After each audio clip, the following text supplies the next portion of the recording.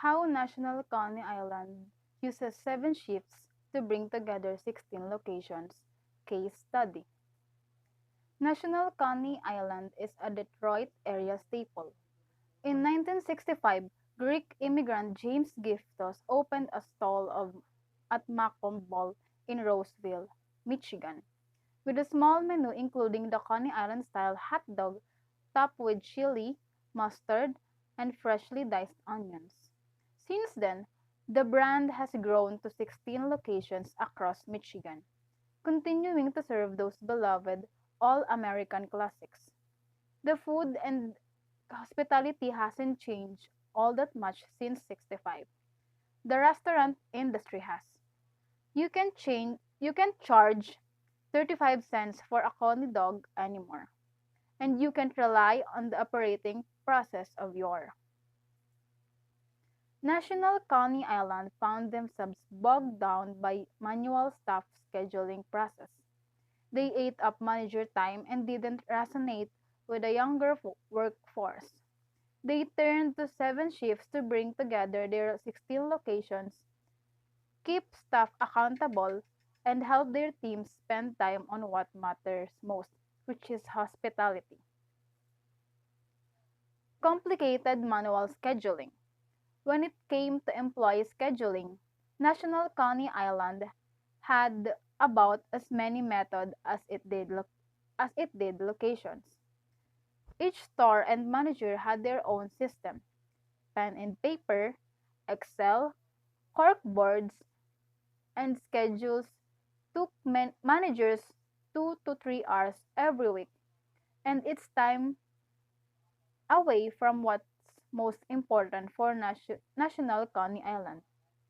That sitting in the office, sitting in front of the Excel spreadsheet for 2 or 3 hours, when those 2 or 3 hours they could have been walking the floor, talking to customers, making sure it's clean, making sure restrooms are clean, and checking the quality of the food coming out, says National Coney Island's Director of IT Brian Buck. They also saw their young staff living on their phones and wanted a way to reach them where they are most comfortable. The solution was simple: scheduling software. Buck and his team decided initially on hot schedules, but after an expensive and drawn out onboarding process, they found themselves facing the same issues with another bill to pay. Their managers just didn't use it. A third of the store adopted it, and even they didn't use really. It was too complicated. The migration was messy, and it took too much effort to learn. Not to mention, staff needed to pay for access to the mobile app. It was a 2 day training for managers, says Buck. So I think it was almost 2 8 hours days training for the managers got to implement the 7 shift solution. Even though National Coney Island didn't find a solution, they did what any great business does: adapt, still recognizing the need for modern team management software. Brian Buck and the team decided to go with 7 shifts for its ease of use and integration with Toast. And the team was able to roll out 7 shifts quickly. The training took like an hour for us to pick it up and start using it, says Buck. 75% of their stores adopted the software right away, with the remaining coming online soon after. With 7 shifts, the scheduling process are consistent across the brand's 16 stores. Managers are saving countless hours and now have access to their sales and labor data right from 7 shifts free from mobile app, helping to manage labor costs more effectively. So they can look at the 7 shifts up and see where they are at and say, okay, I'll let you go early because we're slow and I need to cut some labor off, says Buck. No more games of telephone. With their original methods of scheduling, communication among staff and management was disconnected.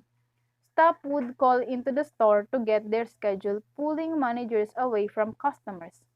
Some would even take time out of their time off to go into the store and check. When changes needed to be made, staff would take it among themselves to swap shifts. But managers had no visibility. Servers and cashiers had their own text group, and that's how they would trade shifts or communicate, says Buck.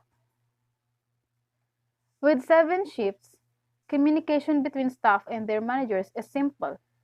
The lack of texts, emails, and phone calls frees up countless hours for GMs like Ashley Greco, who oversees their Macomb Township location. I don't have people saying, I don't have so and so's phone number. I can see if they'll switch with me, says Ashley Greco. With that bandwidth freed up, Greco can focus on the important things. I can hold my staff accountable, and it takes a load of time off of what I have to do on my end for it, says Greco.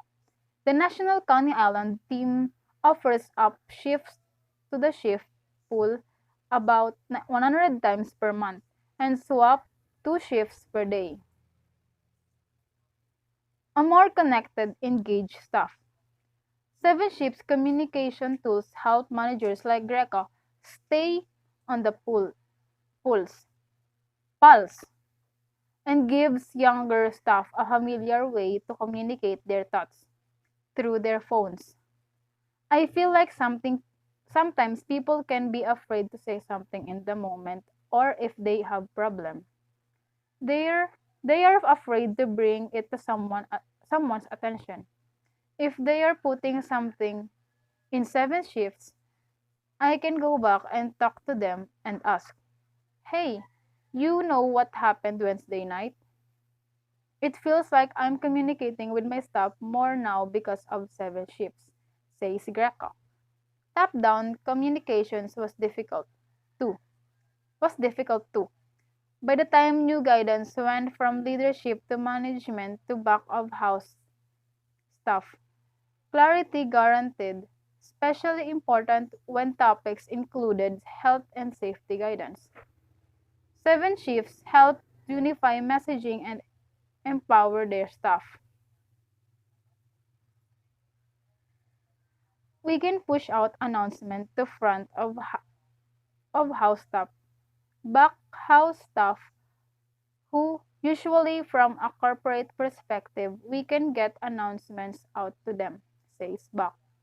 From menu changes to pandemic related policy changes, the National Coney Island team sends an announcement every other day on average. It also helps staff feel like they are a part of of the larger business.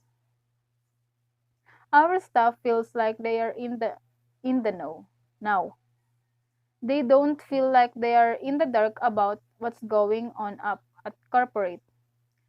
What started as 15 different stores operating like independent businesses is a unified brand with consistent processes and a more engaged, empowered team. We are so happy we finally moved to 7 shifts. It has been working great for us, and most importantly, all of our locations are using it, says Buck. So, this is my key takeaways. First is we should pick a communication tool that is simple to use, especially for people who are not tech savvy in order to communicate effectively. So, hindi naman lahat, hindi kasi lahat ng staff doon, hindi naman lahat is teenage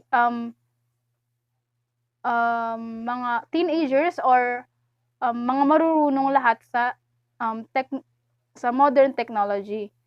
That's why napakagandang way na ginamit nila yung 7 shifts para mas mapadaling maturuan yung mga hindi masyadong marunong sa modern technology.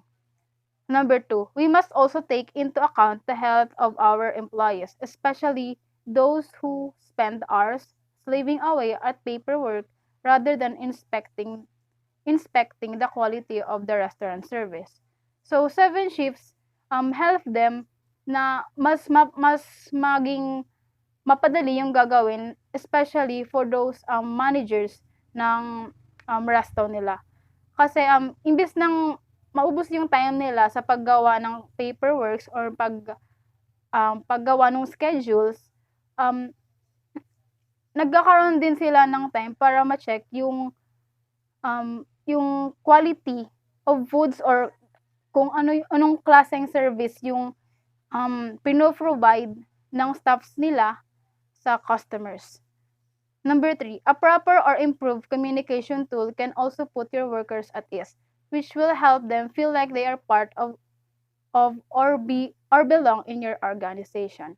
So because of that changes that 7 shifts has, mas mas nagkaroon ng communication yung iba't ibang staff sa organization nila. And because of that, mas napalapit sila sa isa't isa um, habang nagtatrabaho sila. So this is the references.